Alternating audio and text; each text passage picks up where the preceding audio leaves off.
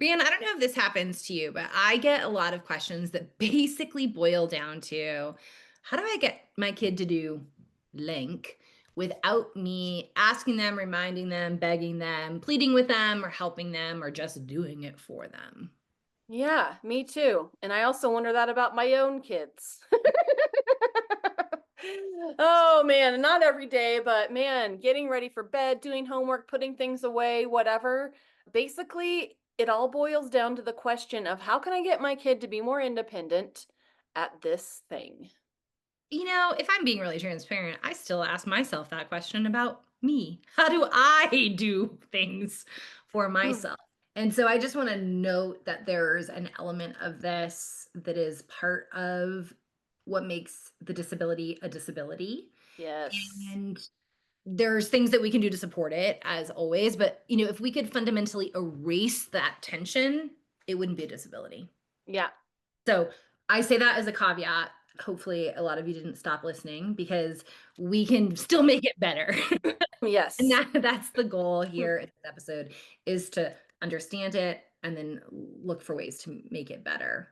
Our kids having some independence saves us stress, time, it reduces arguments and power struggles, and also sometimes, most importantly, it allows them to practice important skills and feel successful and feel like they can do things. This gets back to a question I often hear for my individuals with ADHD, but sometimes they get into this place where they're like, I can't do this because I have ADHD.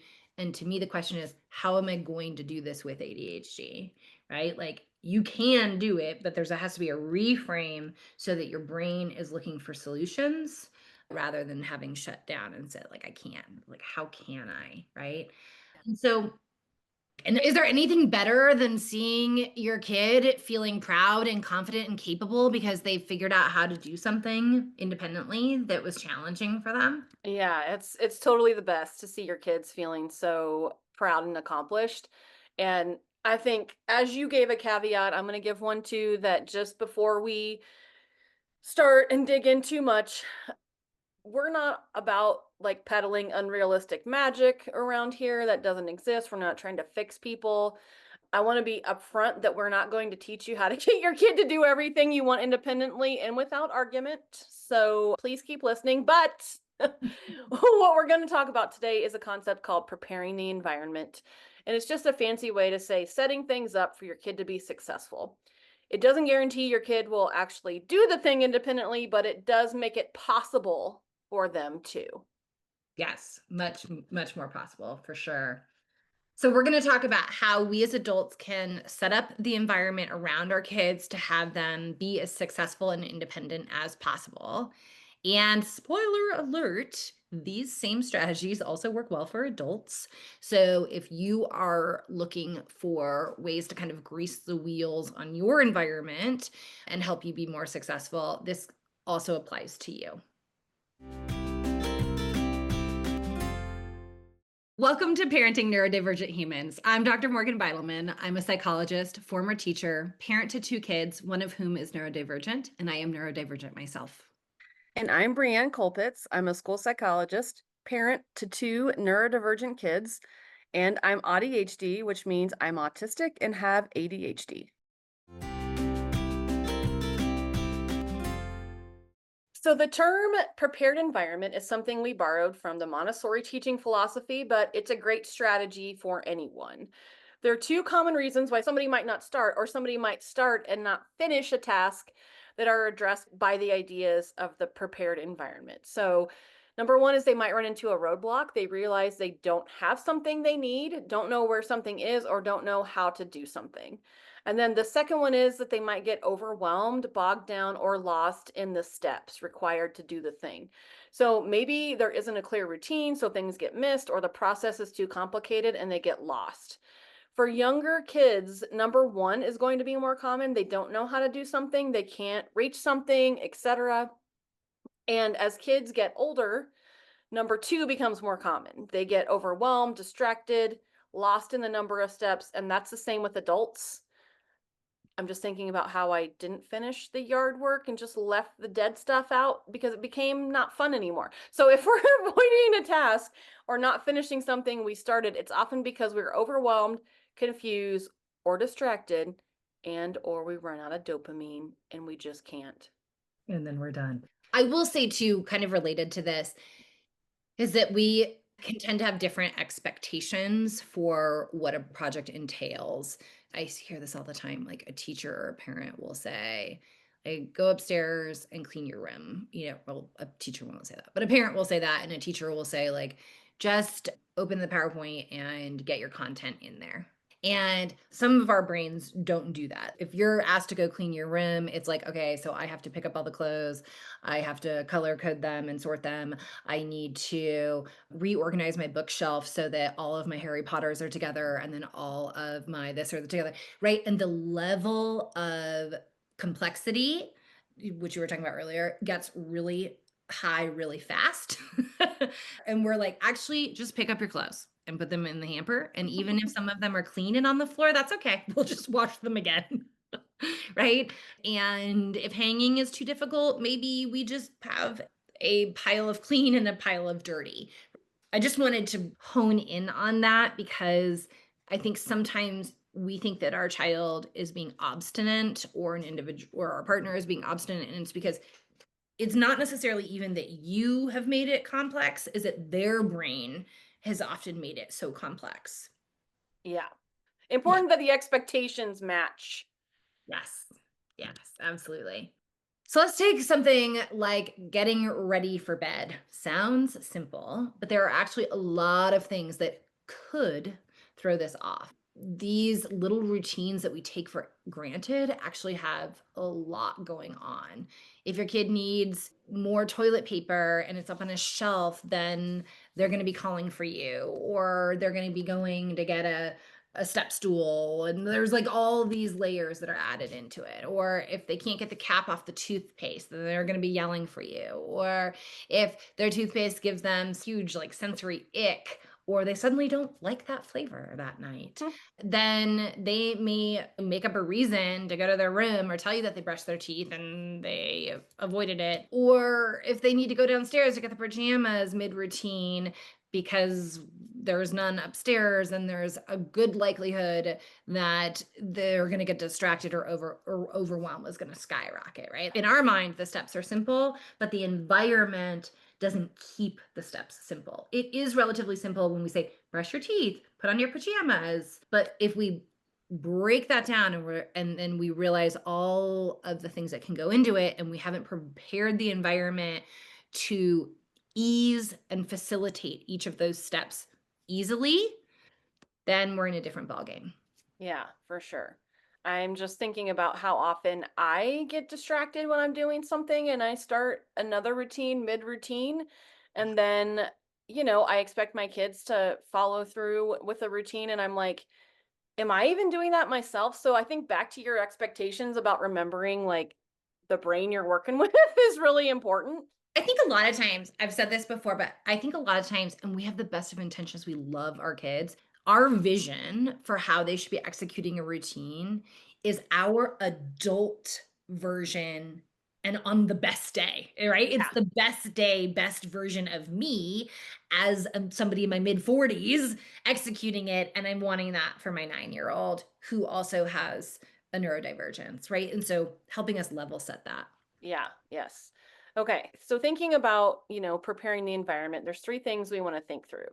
One, is there a simple, clear process? This is an easy one to overlook and as an adult, because like Morgan said, we're maybe measuring things to the expectation of us on our best day. And we're like, of course this is easy. We've done it for all these years and they can just do it.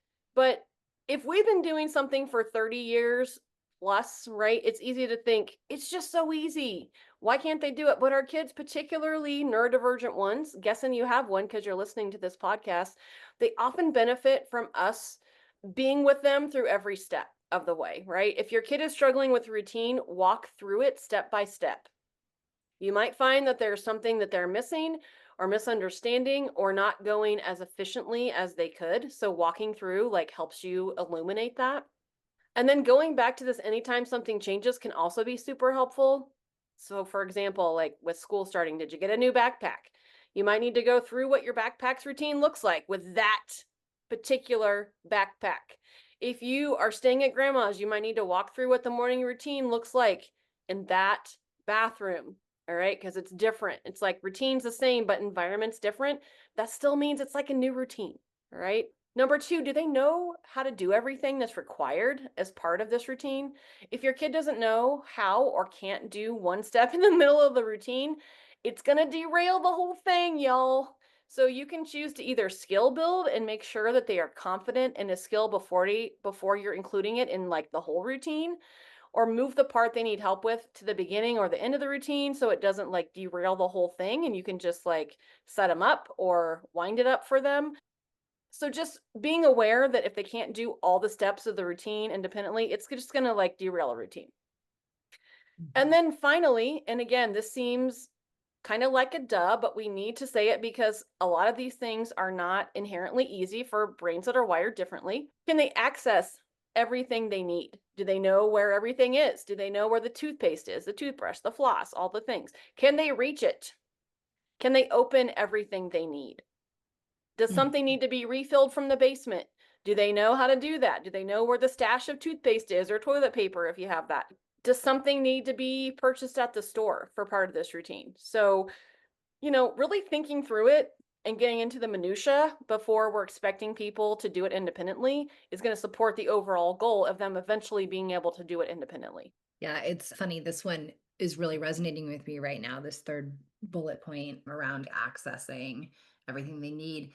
I have a friend and I kind of did a swap, and I was out of town, and she really likes organizing. And I like when things are organized, but I do not know how to or organize well. In theory, I could go to somebody else's house and organize, but I cannot organize my own space. And so we did a little swap. She comes and she does some organizing, and I really appreciate her. I've said this to her, so she's not going to be surprised if she listens and hears this.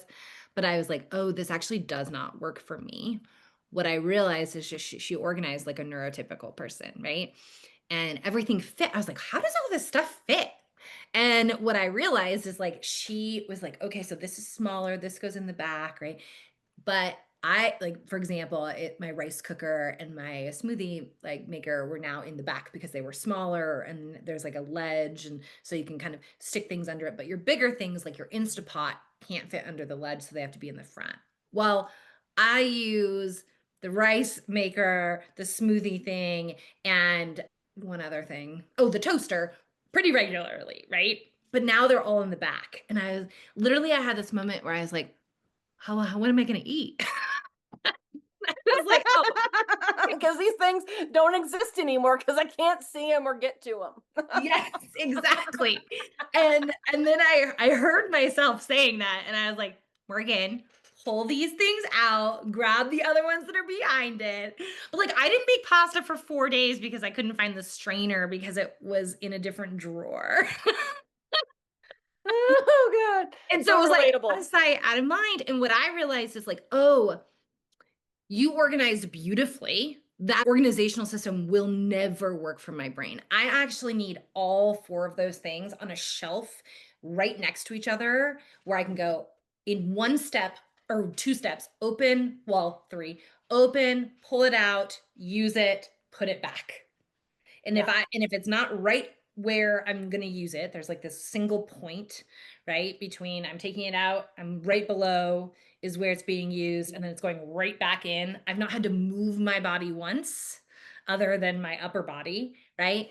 The likelihood that I'm either going to cook that food or put it away or know where the thing is has decreased significantly. And that is somebody who is well systemed, right? Like I have good systems, and that still would never have worked for me. And so we had to reorganize. And I give that example because I am an adult. I'm pretty high functioning most of the time. And I still didn't make food for 4 days because I couldn't find things that were very clearly in my kitchen, right? Yep. That's real. That is real, real. Yeah. So how would you say we get started with this? I think it's helpful to use this lens all over the house for sure.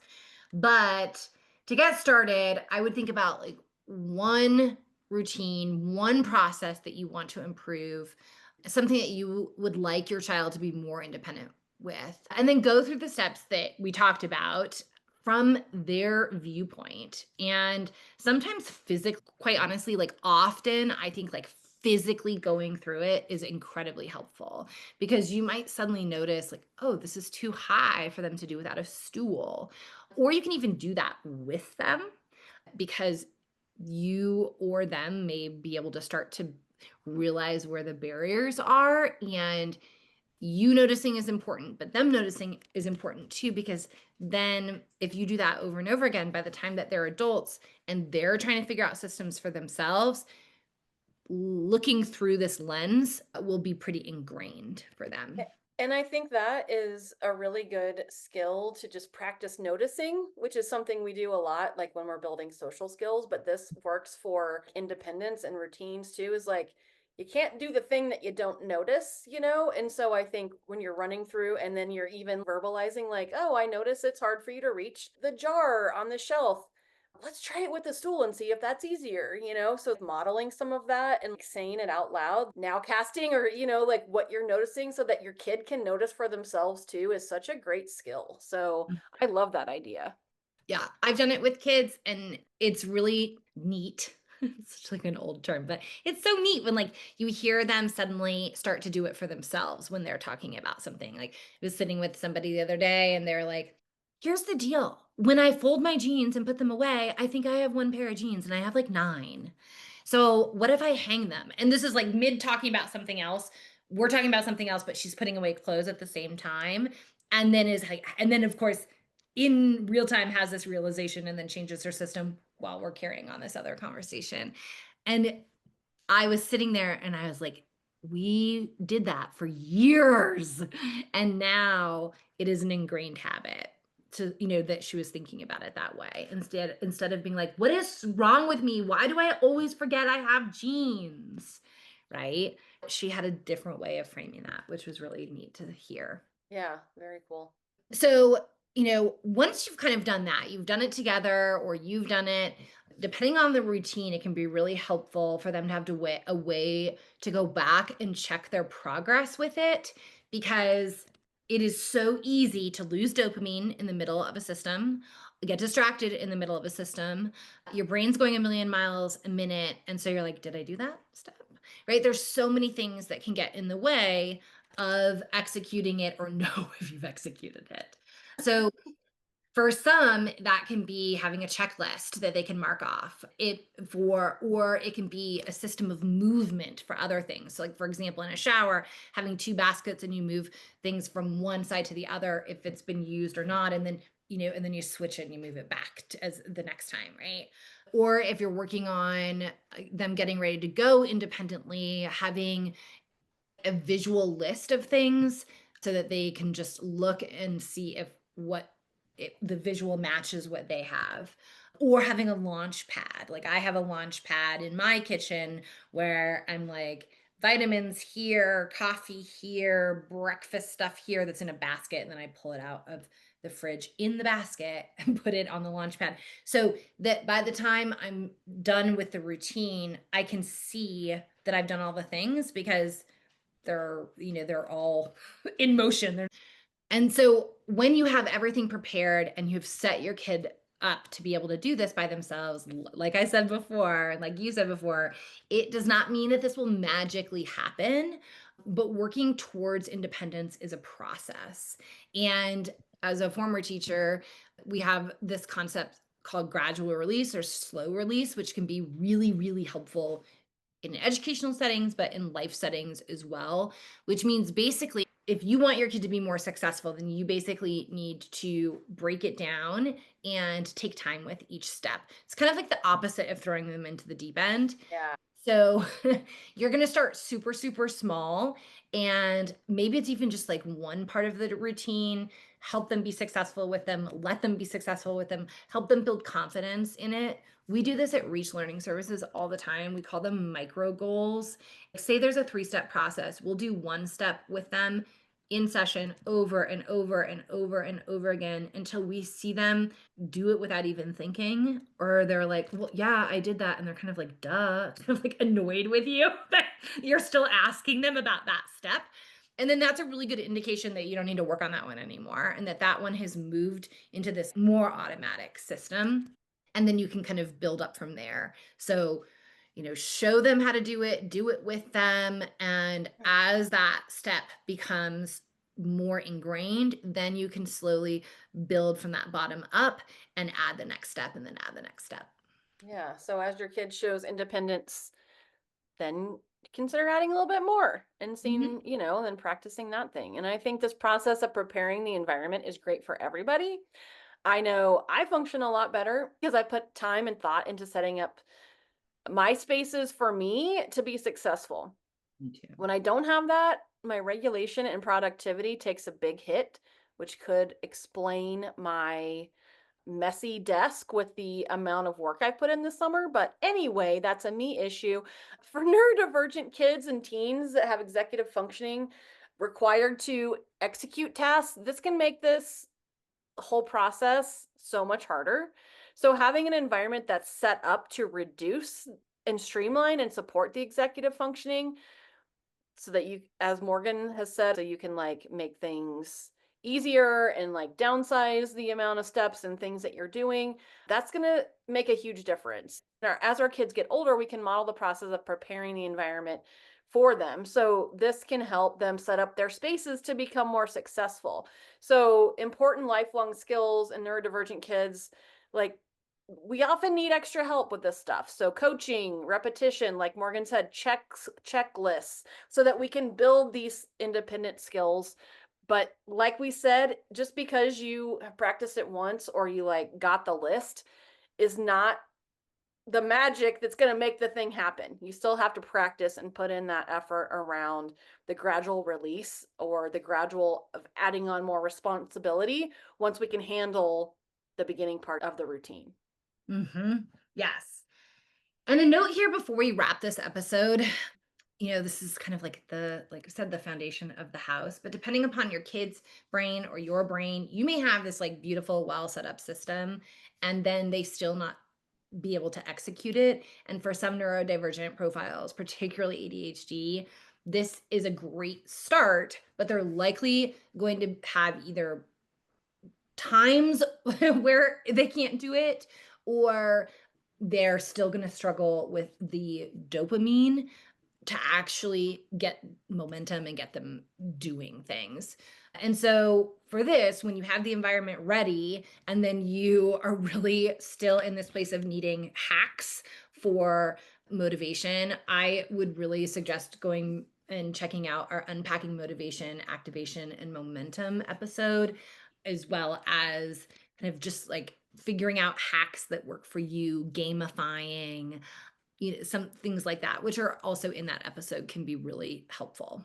I think going back to that episode's a really good suggestion because that's a good one. And for people to understand activation and motivation, I think you did a beautiful job in that episode. So, yeah, go check that out if you want more ideas about how to get things going, get that dopamine going. Get the dopamine rolling. Oh, yeah. All right, guys. Well, thanks for listening. We'll be back next week to talk about why logical consequences are better than punishments. Make sure to subscribe so you don't miss it. And if we're a good fit for you, follow us on Instagram. Dr. Morgan is at Dr. Morgan Beidelman, and Brienne is at It's Brienne Colpitts.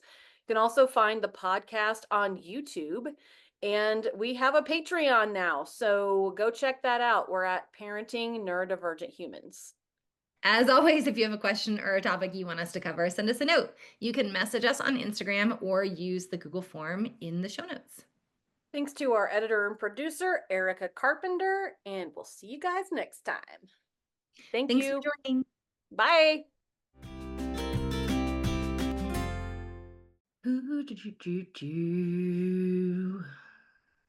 Number 8. Yep, I'm here. All right, let me Okay. get my I like when you take your glasses off every time and just put them on. I'm like, yes, here we go. Just a quick disclosure, this podcast is for educational purposes only. It does not constitute a psychologist-client relationship and should not be used in place of an expert evaluation or therapy. Anything to add, Brianna, before I wrap?